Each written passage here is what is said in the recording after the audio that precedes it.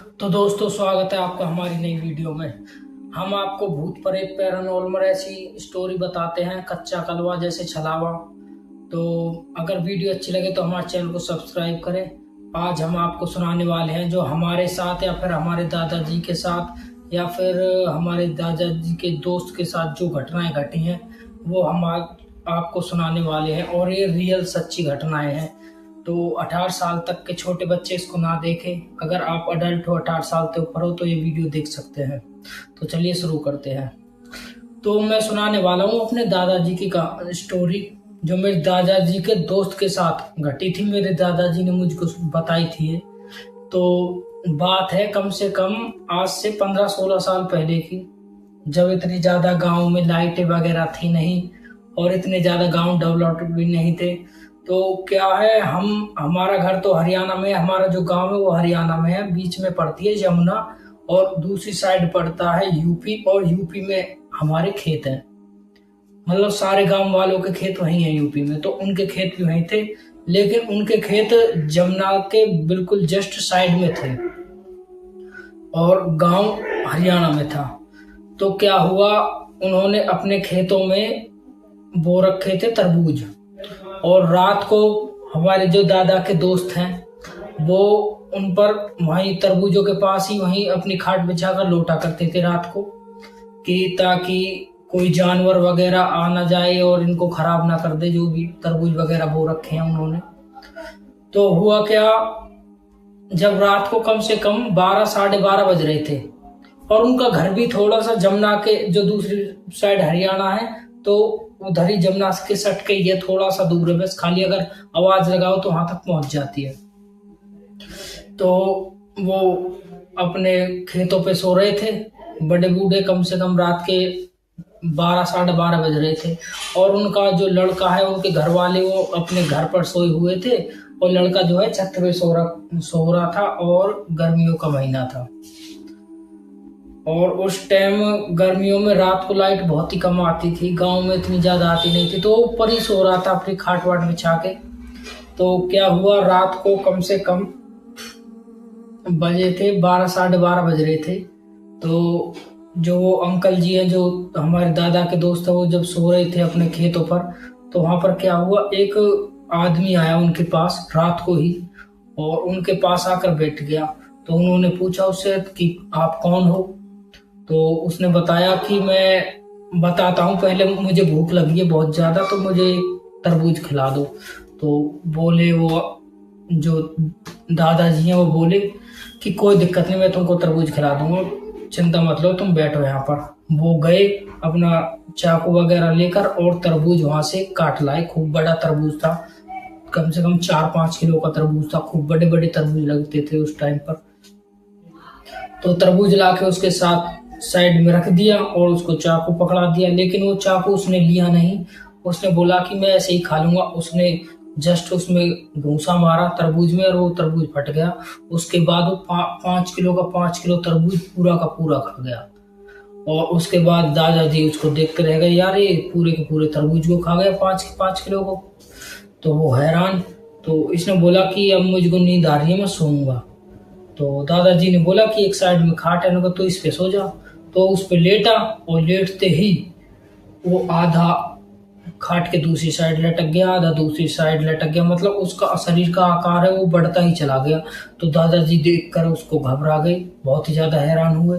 और उसके बाद जो है, दादाजी ने घबराते हुए अपने लड़के को आवाज लगाई, अपने लड़के का नाम लेके, मुझे बचाओ, मुझे बचाओ, ये मुझे मार देगा, मार देगा। तो उसका लड़के तक आवाज पहुंची, वो छत से उतरा एकदम से।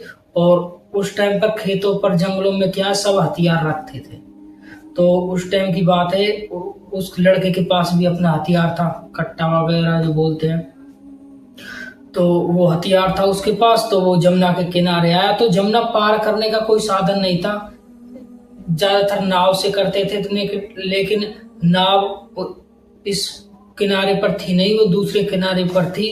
कोई पुल वुल वगैरह था नहीं जमुना पर। तो उसने क्या है, अपना कपड़े उतारे और अपना जो हथियार है वो सिर पे बांधा कपड़ों के साथ, और उसके बाद जमुना में तैर के वो पहुंच गया दूसरी साइड। अपने पिताजी के पास, और वो हथियार लेके उसके सिर पर रख दिया, जो कि वो आदमी था वहां पर बैठा हुआ था, जो आकार दिखा रहा था, तरबूज खाया था जिसने। तो उसने उसके सिर पर रख दिया। तो आदमी बोला कि रुको, अपने दादाजी से पूछो, मैंने इनसे कुछ कहा तो नहीं, अपने पिताजी से, ये खुद डर के चिल्लाए थे। तो उसने पूछा दादा अपने पिताजी से, पिताजी बोलो आप क्यों चिल्ला रहे थे? तो उसके पिताजी ने बताया कि इसने मुझसे तरबूज मांगा, मैंने इसको तरबूज दिया। तरबूज खाने के बाद ये खाट पर लौटा तो आधा इधर लटक गया खाट से, आधा इधर, इसका आकार बढ़ गया। तो मैं डर गया, डर के मैंने तुमको आवाज लगाई। तो उसने बोला कि ऐसे कैसे दादाजी, एकदम से आदमी का आकार बढ़ जाता है? तो बोला कि चिंता मत लो, मैं तुम्हें भी आकार दिखाता हूँ, तरबूज लाओ।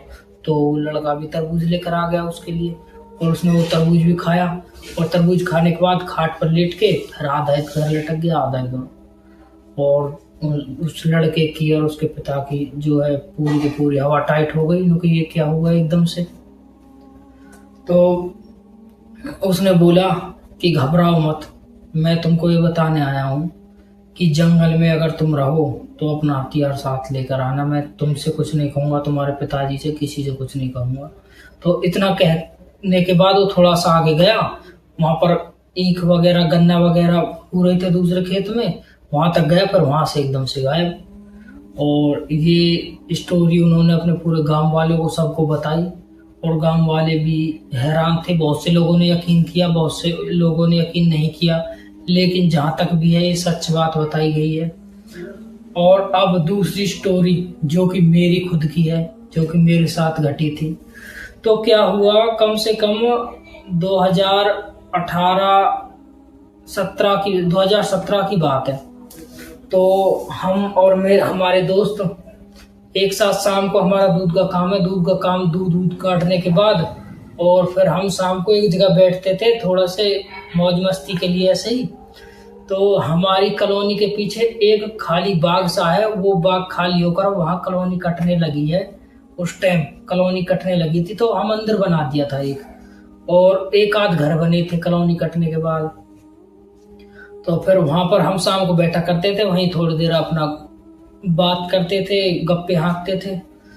तो मैं दूध दे के खाली दूध काटने के बाद मैं फ्री हो गया। उसके बाद मेरे दोस्तों का फोन आया, उस टाइम तक 7:30-8 बज चुके थे, कि आ जा यार, हम बैठे हैं यहाँ पर, तेरा इंतजार कर रहे हैं। तो मैंने बोला कि ठीक है, मैं आ रहा हूँ।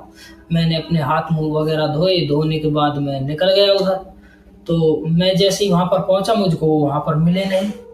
तो मैंने देखा कि वो यहाँ दुबक तो नहीं रहे, शायद मेरे साथ मजाक कर रहे हो, मुझको देखकर दुबक गए हो।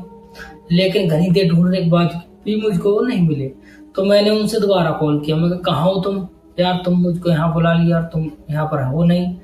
तो उसने बताया कि हमारे साइड में जो जो कॉलोनी कट रही है, वहाँ उससे के साइड में एक और जो है खुदाई चल रही है, वहां पर फ्लैट वगैरह बनने के लिए। तो उसकी जो मट्टी एक साथ गोल कर देते हैं ना, खुदाई करने के बाद बेसमेंट बनाने के लिए मट्टी फिर एक जगह गोल कर देते हैं।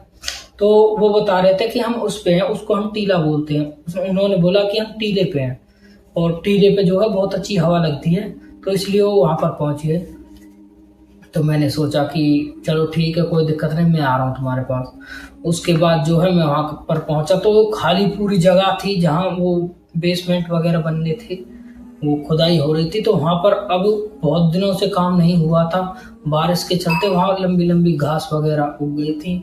तो वहां पर एक जो है बेरिया का पेड़ भी था, ज्यादा बड़ा नहीं, कम से कम होगा 4-5-6 फुट का होगा। तो मैं उसके पास कर जा रहा था, तो गड्ढे में था वो पेड़, तो ऐसा लग रहा था उसके पीछे कोई न कोई खड़ा है। तो मैंने देखा, मैंने समझा कि यही मेरे दोस्त है शायद, और यही मुझको बुला रहे थे, मुझसे झूठ बोल रहे थे, लेकिन ये यहाँ दुबक रहे हैं। तो मेरे साथ मस्ती मजाक करने के लिए, डराने के लिए। तो मैंने क्या उनको आवाज़ लगाई 2-3, लेकिन वो नहीं सुने।